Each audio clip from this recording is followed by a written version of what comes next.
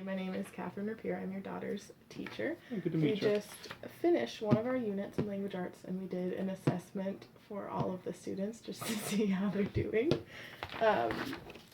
We assessed in a couple areas, and Kayla did really well. So you should be proud of that. She's a really smart girl. We assessed how they're doing in phonics, which is basically just spelling, not phonics as in what they do in a lot of the primary grades, but we assessed her vocabulary level and her fluency and comprehension when reading in class. Okay. To do the phonics, we gave a spelling test using an upper spelling inventory, which goes from upper elementary all the way up to college. So some of the words are a little higher level. For vocabulary, we used a word meaning test, and she did really well on that.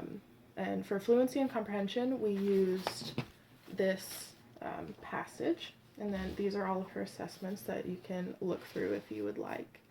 And all of these components kind of contribute to how well she does as a reader. So it's important that all 4 of these are where they should be.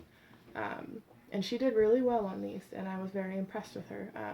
How did she do in her primary grades with reading? She did okay. She struggled here and there, but I'm glad to hear that she's getting better. She must have had a great teacher along the way, because she's doing really well now. Excellent. She did really well in her fluency.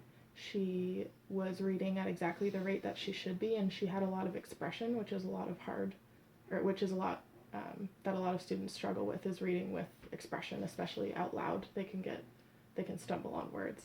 Okay. And so she did really well on that. Her vocabulary, she was right at 7th grade level, which is exactly where she should be. And then for her spelling, she was able to spell all the words that she needed to. She missed a couple, but that's normal. I don't expect her to get all of them, especially because it can go all the way up to high level. Okay. So a few areas that she did seem to struggle with in the spelling, I'll show you, were what are called unaccented final syllables. You don't need to know exactly what that is, but she seemed to struggle in the same place. And so something that I can do for her with that is to have her practice words that have that similar pattern in them. And I found a great link online, and we can do that in class. Okay. And I'll also give it to you so you can do it at home if you want to. And then she can expand her vocabulary, and she doesn't have to. It's not really something she's struggling with, but as she's getting older and she'll be going into high school pretty soon, it's very beneficial to have a bigger knowledge of vocabulary.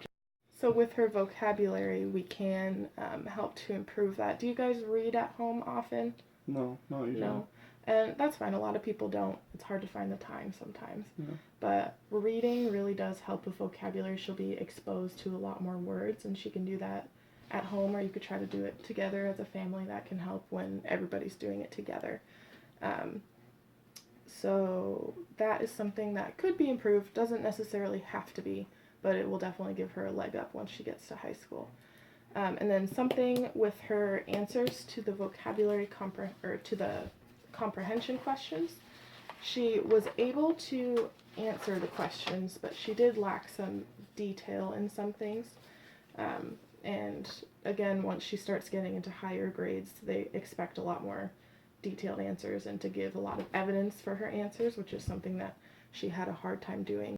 So for her comprehension, I have a great strategy that we're going to use in class. And I'm going to use this with all the students because I think it can help with everybody. And a lot of them did seem to have a hard time coming up with details in their answers. So we're going to use something called a chain of events or a storyboard. And while the students are reading, they're going to basically make a timeline for what happens over the story so that they can look back at it and then be able to remember those details when they're answering the questions. Okay.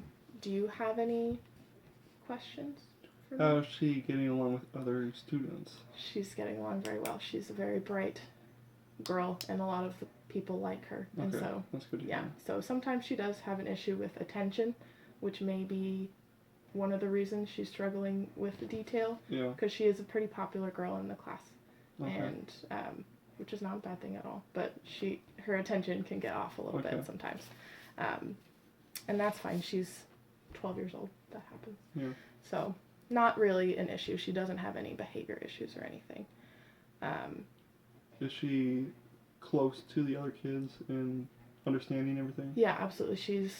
She's right in the median, and so she's exactly where she's supposed to be right now. She's a little bit above the median for Okay. the group, so she's doing well.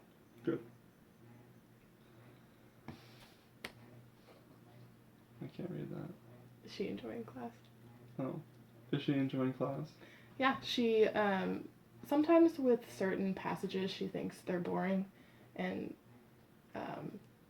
some of them can be a little bit, the more informational ones, it's hard for the students to have a big interest in that, but I try to make it as interesting as possible. But those are the only times that she seems to not really have a huge smile on her face, but the other times she is really enjoying class. I try to make it fun for all of the students, and she does seem to have a good time. Okay. So, thank you for coming in. You were great to have in here. I'm glad to talk about her. She's really one of my favorite students. Do you have any other questions? That's it. All right, thank you for coming in.